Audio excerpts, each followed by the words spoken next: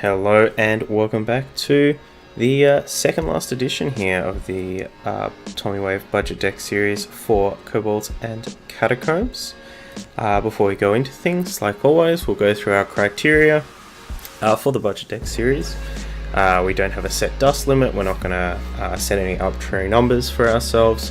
We're instead going to focus on the core of a deck, something that we can build around, roughly maybe 4 to 6 rares, that you can work with your collection, chop and change things based off of what you have. We also want to have a reasonable upgrade path for these decks, so we want to look at some high performing decks, some good decks, and be able to add some dust, spend some gold, spend some dust, and slowly work towards those decks. Once again, we are just about to have the Year of the Raven, so we're going to lose a bunch of sets: Karazhan, Mean Streets of Gadgetzan, and Whispers. So we're going to focus on cards that aren't rotating, so preferably cards not from those sets, so we can get more bang for our dust. As you might have seen, today we are going to be looking at Rogue, and Rogue is a really tricky one. If we take a look at some of the decks out there, I've just pulled a Miracle Rogue here off of Vicious Syndicate. Rogue's a pretty expensive deck. Now, even if we've got things like Leroy Jenkins, Blood Mage Thalanos, these are legendaries, good ones if you have them, or you want to craft a legendary, they're very good ones to craft. But even if, and Van Cleef, but even when we take these out, a lot of the really powerful rogue cards are actually rare and epic, mostly a Vile Spine Slayer, which is just a phenomenal card. In Faldori Strider, which is a new addition that's actually been really sweet, is also an epic. And then we have things like Elven Minstrel, SI7, Gadgetzan, all these things are rare. We've got Preparation as well, which is also epic, and Counterfeit Coin, which is rare. So it's a really quite an expensive deck. We did Shaman the other day. That was also quite an expensive list, but I think at least with Shaman, some of their powerful cards are common or rare. This is Rogue. A lot of the powerful cards are in those higher rarities. Anyway, so we've got Miracle Rogue here, one of the kind of longer lasting rogue archetypes based around Gadgetzan Auctioneer, a bunch of cheap spells to gain you a lot of value, and Faldori Strider has gone great in that deck because it's you're going to shred through your deck so fast that you're going to draw a lot of these ambushes and you're going to spawn a bunch of 4/4 spiders.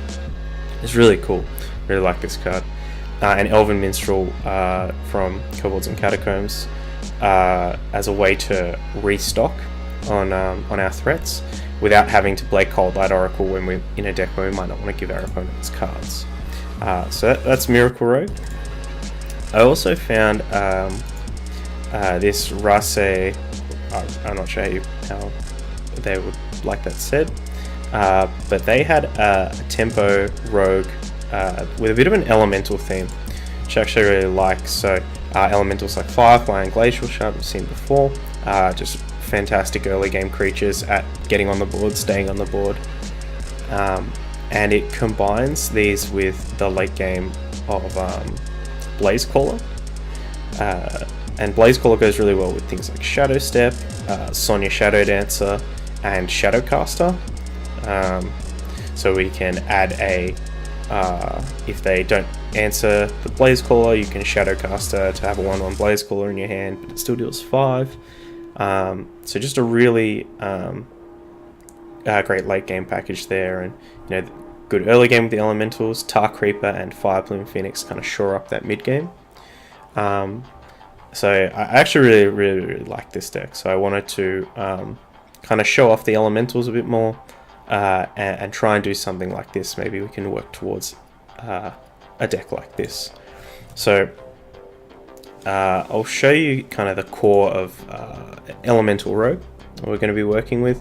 It's actually a pretty big core. The main thing that we want to focus on is controlling that early game, getting under our opponents, trying to get ahead of our opponents, and then hopefully using some of the grindier late game cards like Elven Minstrel and Servant of Calamos to get the win there.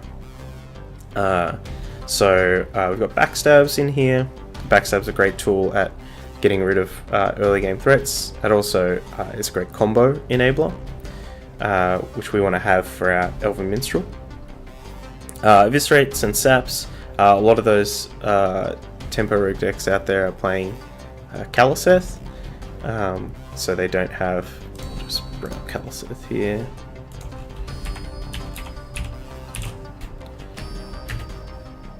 Kaliseth. So if your deck has no 2 Ghost Guards, give all minions in your deck +1/+1.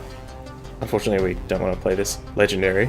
It's not really within our budget, so we will play Eviscerates and Saps.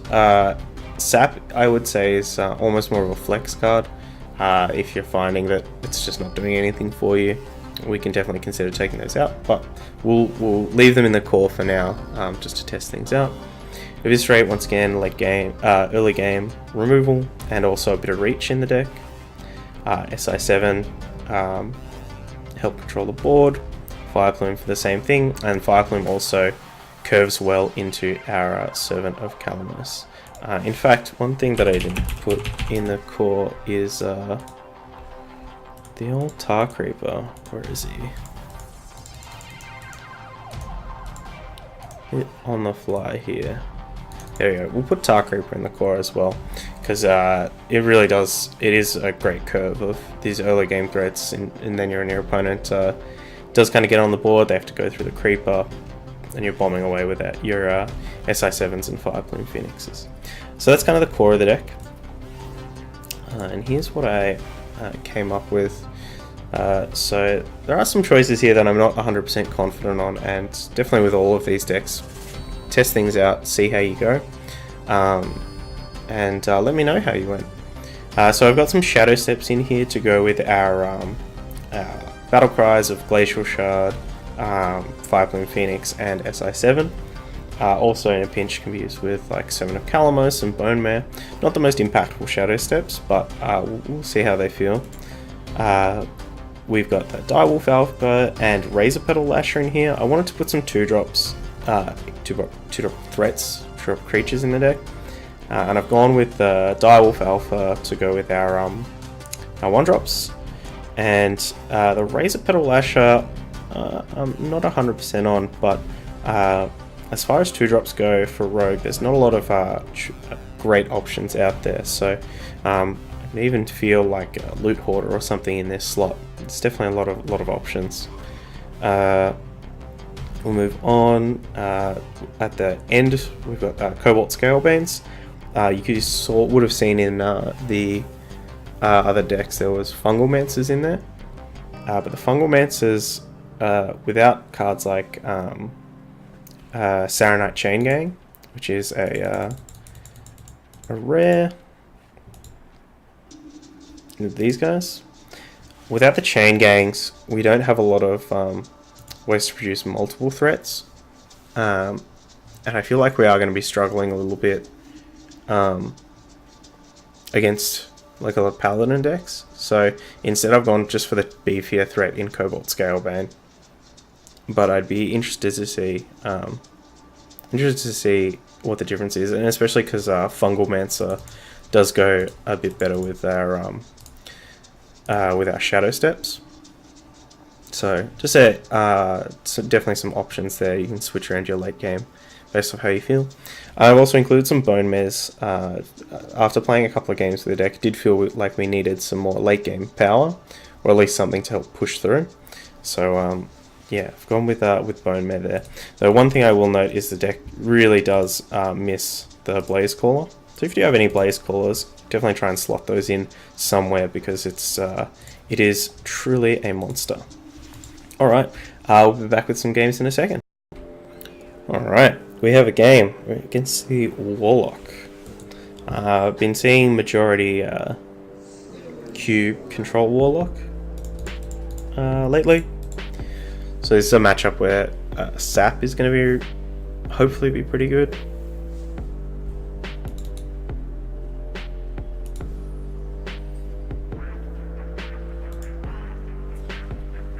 So librarian, not really indicative of anything.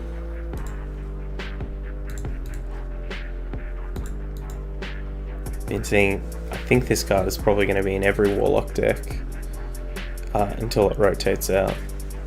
It's such a powerful tool.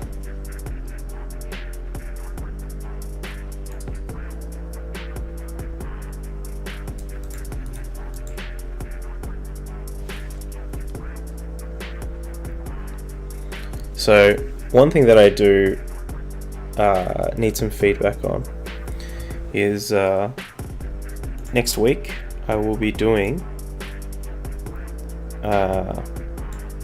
Paladin. Paladin's the last deck in the series, and I've got two ideas. So with Paladin, a lot of the great decks are aggressive, and that's probably the best thing we can aim for in a budget deck. But I'm not sure if I want to I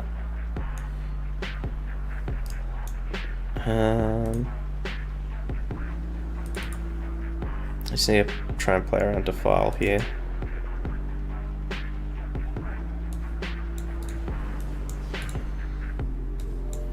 So I'm not sure with these Paladin decks if I want to try and make a deck that is 2 Call to Arms and then just all commons, or if I want to try and make the deck that's essentially like aggro Paladin minus the legendaries and the 2 Call to Arms, but has all the rares in the deck.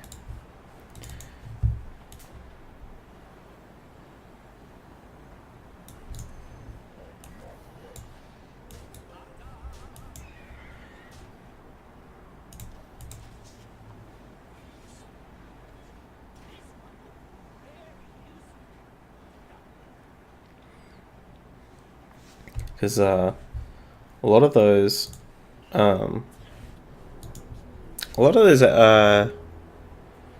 of aggro, if they got the Defile here, it's pretty brutal. A lot of those aggro Paladin decks, it's like Divine Favor, the Maul, Unidentified Maul, Rallying Blade, Knife Juggler. That's like the only rares that are in there. Murloc Pally is obviously a bit different.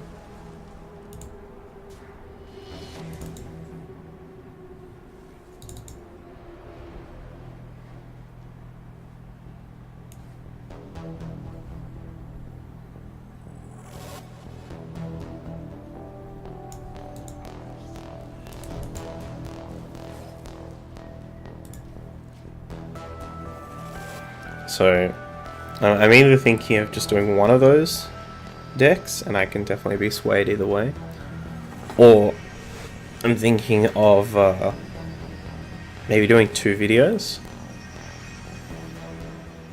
and kind of maybe showing off one of each.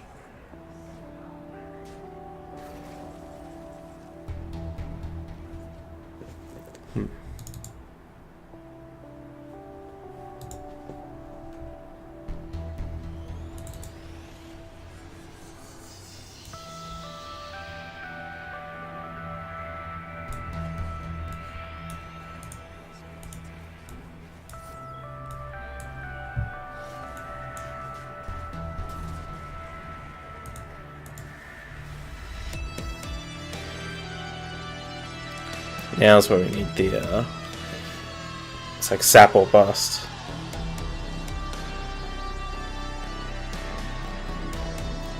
This kind of game is where you see how valuable a card like Blaze Caller would be.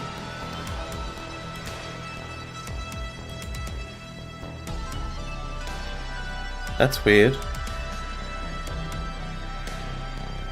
What 3s are left in the deck?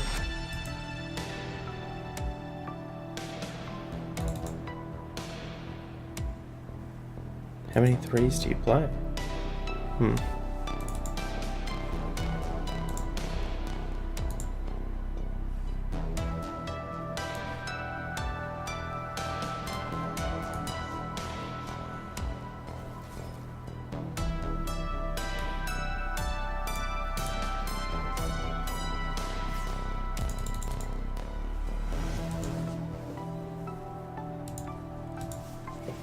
I should have dug it up there.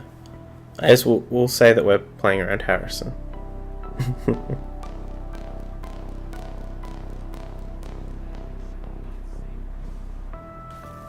That's a pretty heads up play.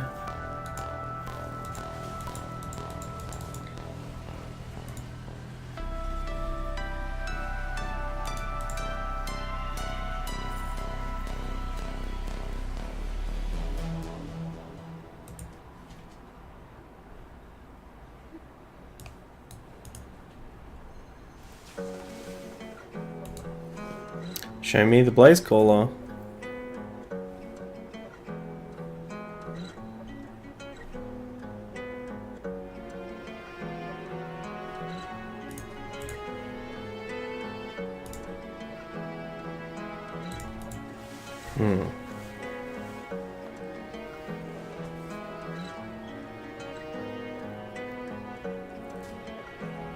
Are we dead if they have Gul'dan here?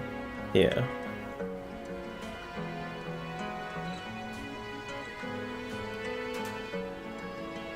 Definitely dead. Yep.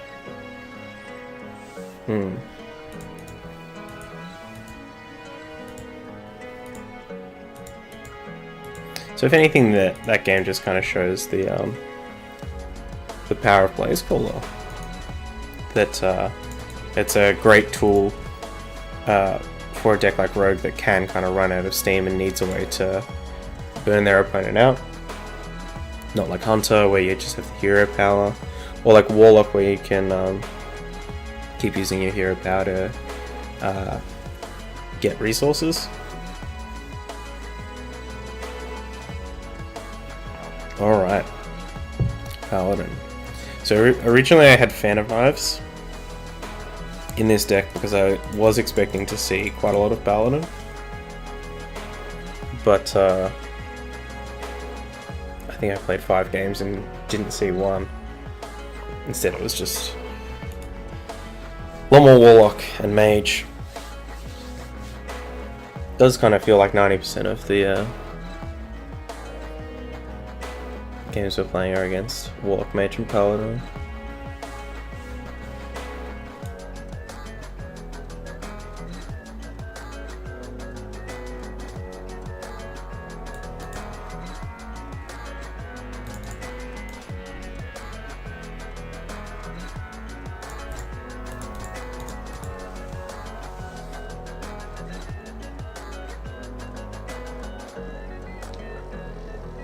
Hopefully this makes life a little bit difficult for them.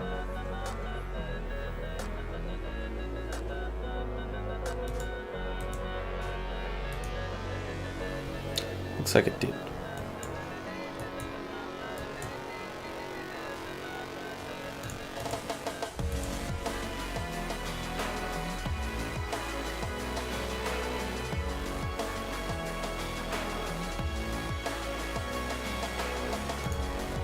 Yeah, Paladin's definitely a deck that I've been... I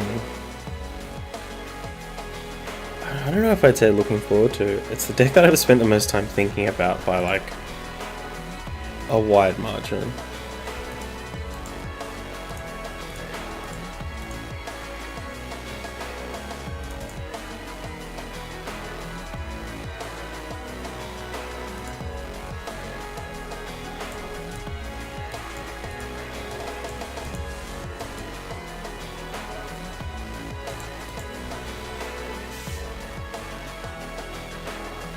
To the point where I spent so much time thinking about it that I thought that I had done a video on it.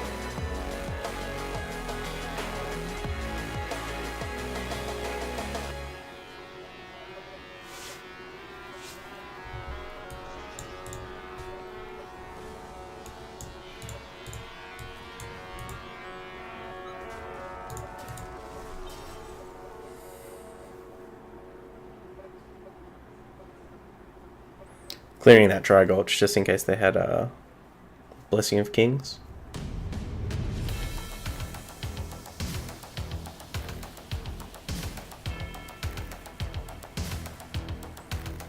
Or if they had Divine Favor. So we want to If we didn't clear. Oh my gosh, second call times. All right, if we can make it through this, we just need to dodge the Tarim. It's the last thing.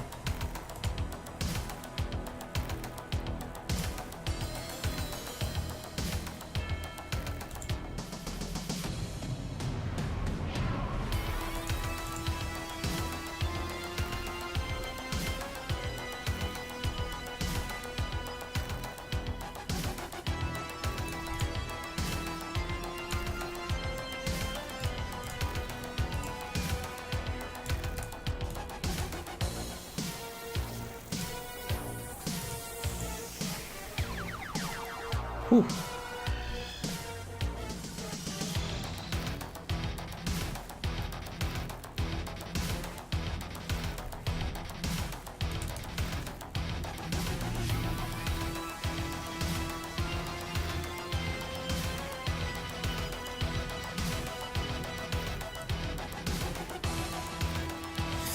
Jeez. You can kind of feel things just slipping a little bit.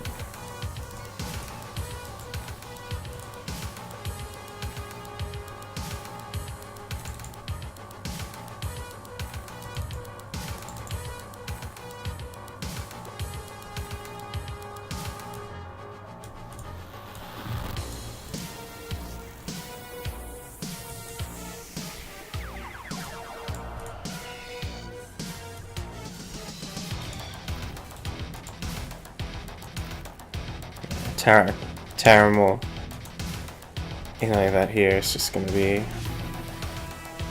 brutal. Even like a Stegos. Fungalmance is pretty good.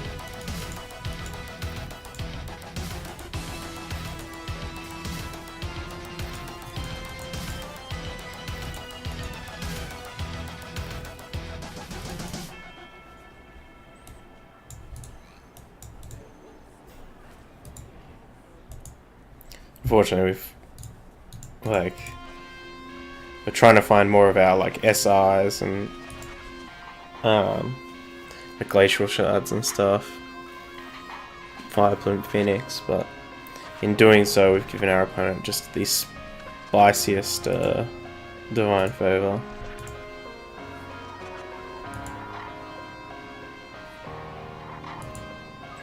They don't want it because they're just gonna kill us. Yep. That's interesting.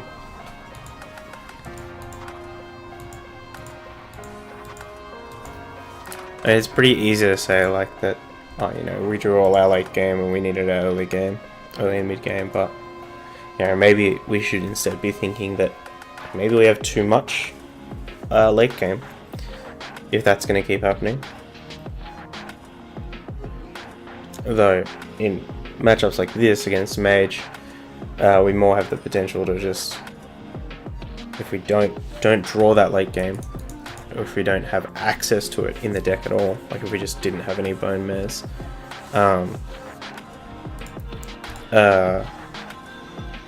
it's a matchup that's dictated by our ability to try and push through that last damage before they play like an Alaneth and burn us out.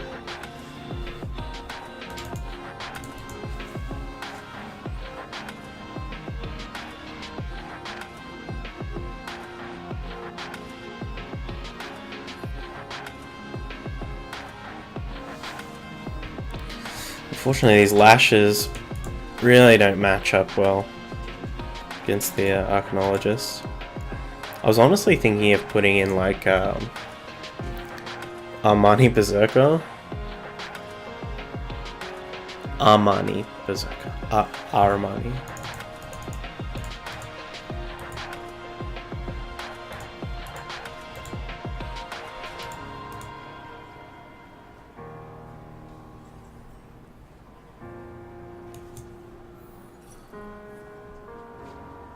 Mm-hmm.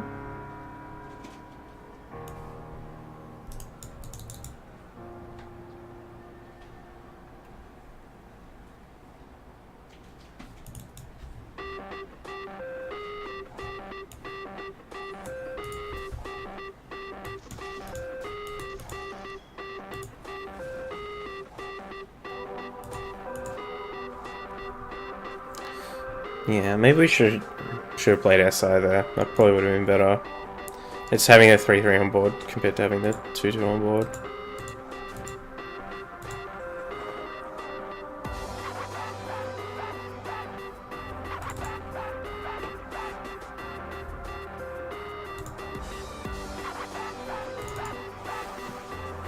How do we want to navigate this? I'm pretty keen to sap this.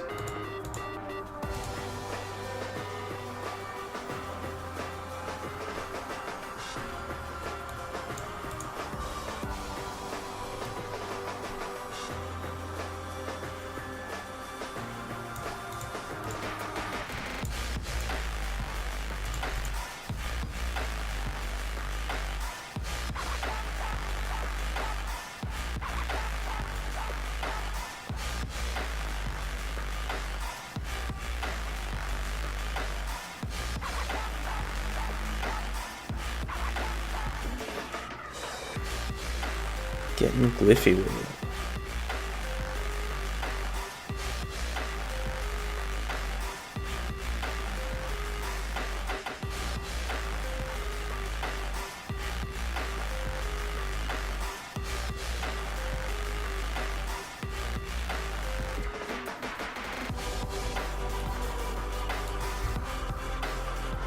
Unfortunately, this eviscerate was the main way we were probably going to kill that crystal runner, but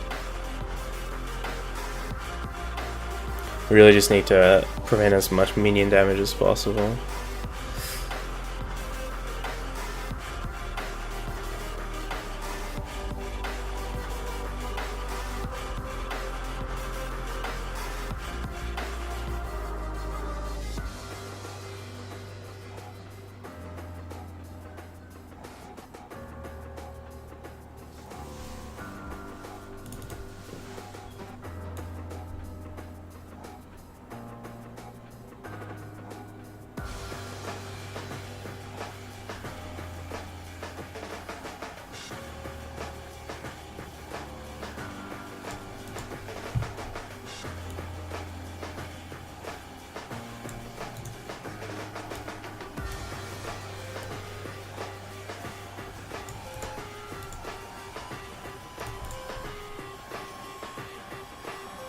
So I got another secret, so we're probably going to see the secret and the crystal runner. Maybe 2 secrets in the crystal runner? No.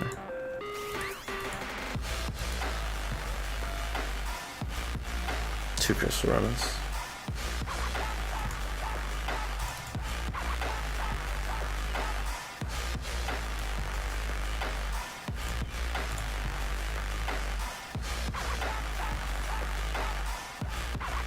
Push on partner. Interesting.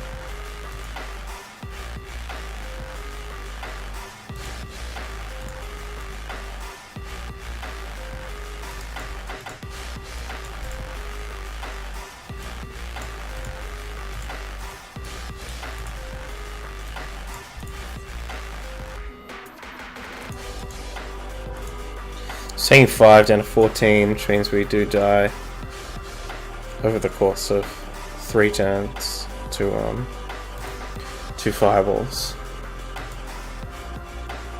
Tome.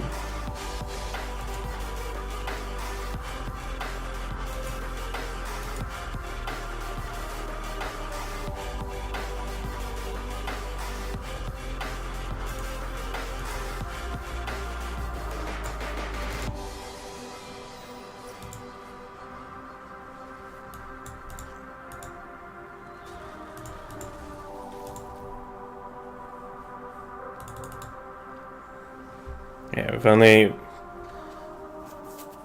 haven't got too much time. Pinging that's a good sign for us though. That's not a good sign for us.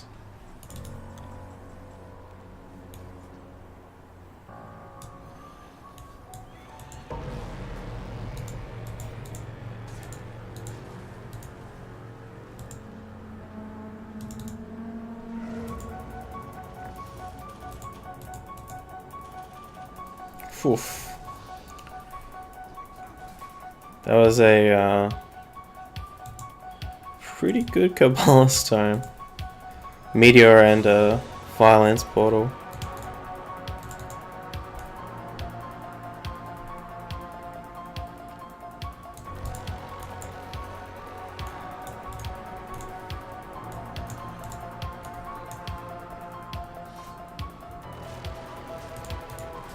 And now we're just dead to Fireball.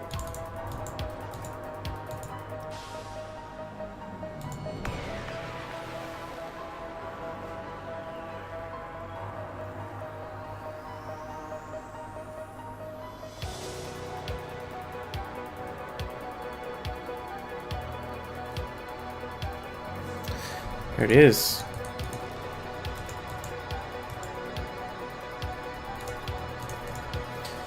Alright.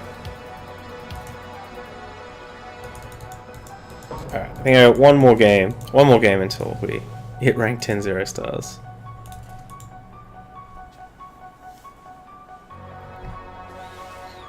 Hopefully, if you do choose to play this deck, you have some better luck with it at the higher ranks.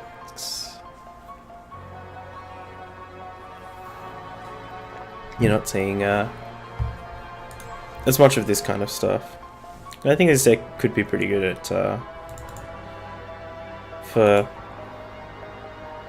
climbing up to rank 15, maybe even climbing to rank 10.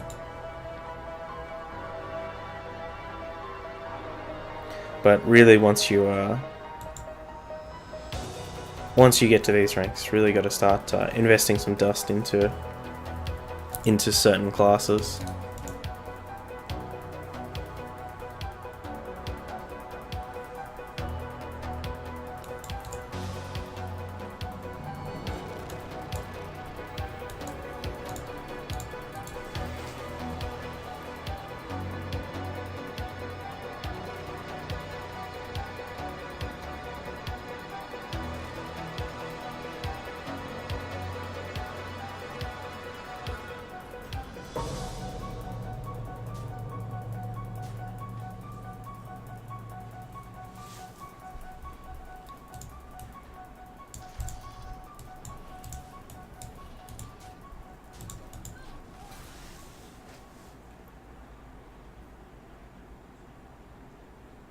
I think if I was to revisit this, we would maybe try and do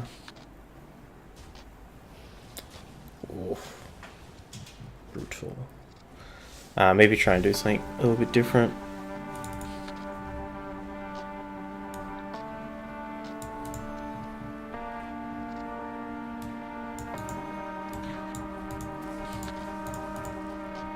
Like I don't know, maybe like a dragon thing with Netherspite Historian. Try and discover some later threats.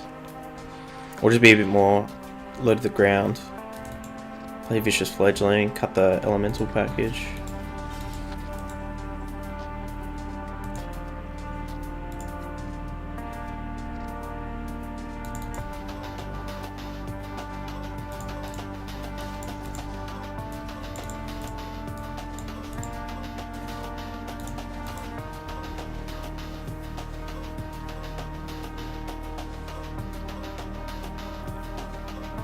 Rallying Blade here. It's gonna suck. Trigolch. Interesting.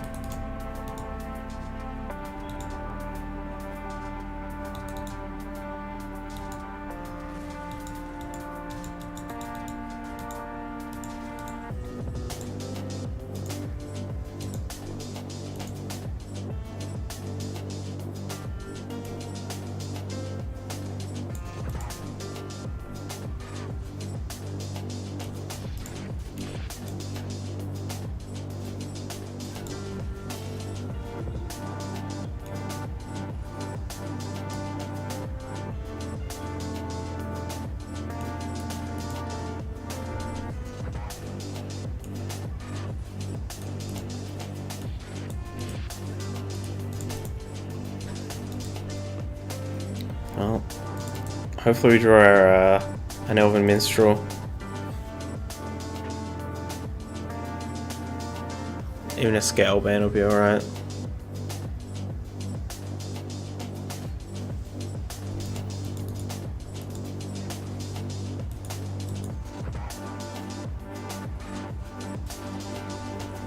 Weird that they didn't play one of the Silverhand recruits.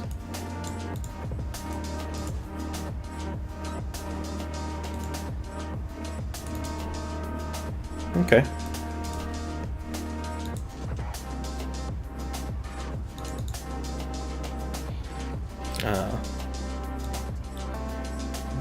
That would be why.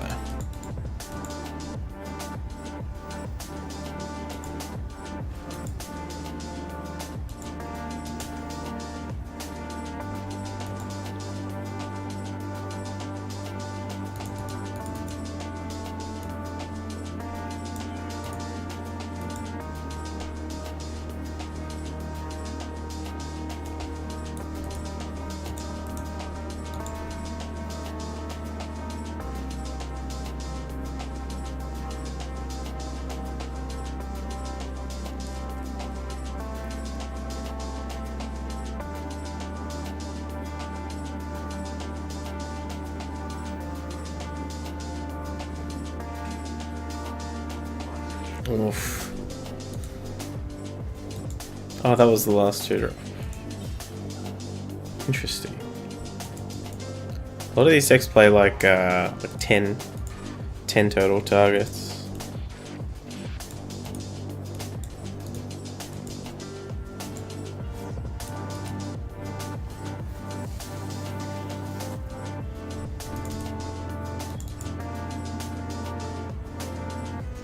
There's just so many cards that completely blow us out. Tarim, level up.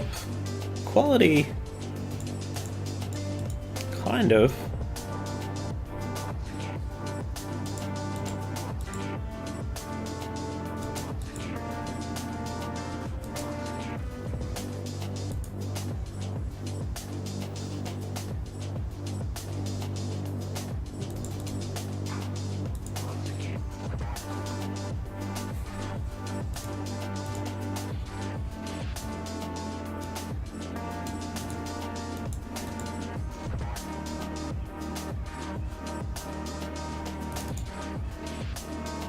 Those aren't glacial shards.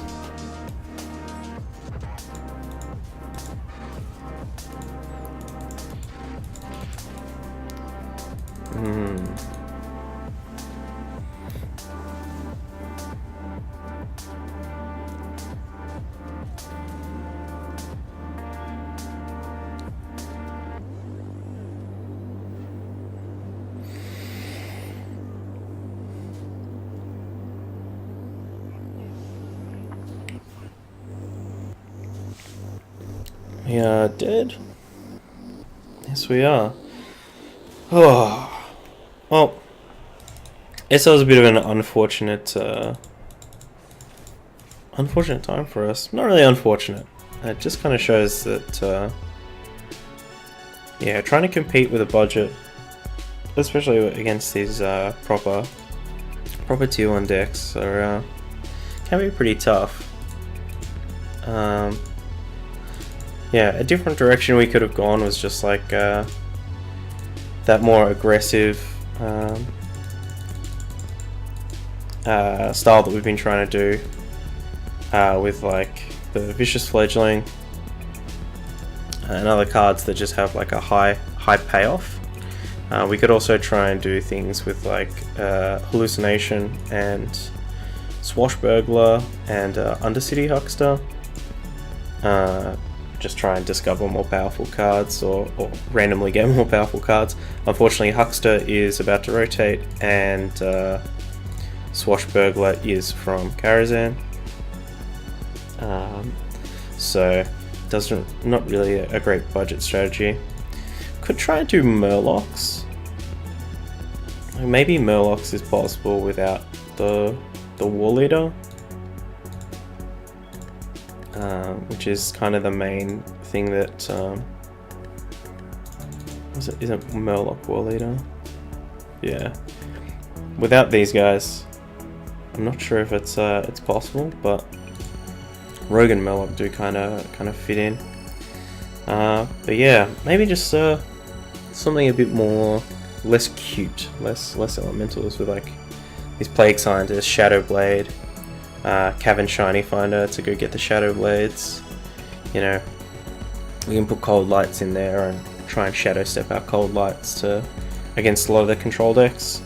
Though in saying that, in all the games we played there, maybe we're dying before it gets to fatigue. Yeah, definitely something worth exploring, and something I'm keen to come back to once Kobolds and Catacombs, once we get the new set rather, and we see some rotation. So hope you enjoyed that. Please give the deck a shot at some of those higher ranks and let me know how you go.